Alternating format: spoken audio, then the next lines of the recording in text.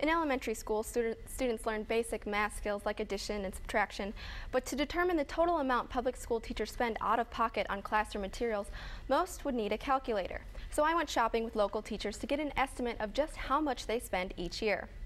You don't want to know?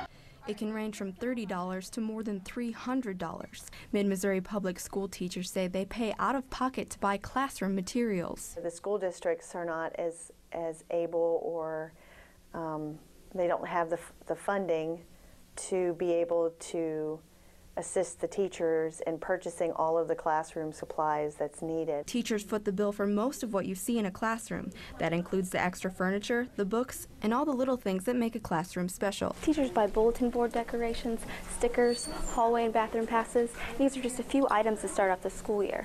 Although they may seem inexpensive, the cost does add up. Anywhere from $30 to $50, maybe $100. Of my own money. A study released this summer by the National School Supply and Equipment Association says teachers spent $1.3 billion out of pocket during the 2009-2010 school year. 92% of teachers say they spend some of their own money on classroom supplies. 85% say they spend money on teaching materials. Local elementary school teachers estimate back-to-school expenses can range between $100 and $200. Accurate? I'd say that's probably pretty accurate, yeah. Yeah. And that's all spent before the school year even begins. Teachers often purchase other items throughout the year. For instance, I had last year a fourth grader who had 4 or 5 separate workbooks that are provided through the school. But there's other supplemental materials that he used in the classroom that his teacher provided. And some teachers really do everything and anything possible. Fulton kindergarten teacher Robin Frame is known for her class's themes. This year is Pet Shop. It's kind of my thing. You don't have to go to this, elaborate decorating thing. This is me. But do I spend out-of-pocket money? Sure I do. But like I said, it's because I want to. It's not because I have to.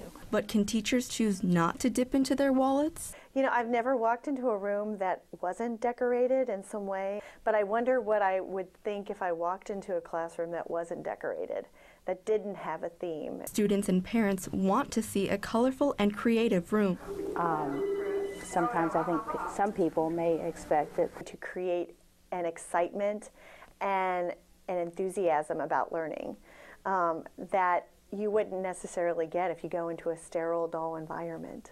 An expectation that only applies to a few jobs. The teachers having to fund those resources themselves, that's unfair. I mean, my coming to work, no one's asking me to fund my own computer or fund the stapler that I used. But some teachers have a different perspective. I don't know if I could say it's unfair or fair, because it's just something we do. Can you really put a dollar sign on it? This is Frame's 19th year teaching. Spending an average of $150 each year means she spent more than $2,800 out of pocket through her career. But even with a dollar sign, the numbers don't really matter. I went into this profession by choice. Nobody made me become a teacher, and I love what I do. Teachers are so philanthropic at heart. I mean, people who become teachers are giving individuals. And so I think that they're naturally giving, and they're naturally unselfish. Teachers have lots of different traits. I probably have a little bit of zip and sparkle. But generosity tops the list. Some PTAs offer small reimbursements for teachers. Elementary and secondary teachers can also try to take advantage of tax write-offs for up to $250 for supplies.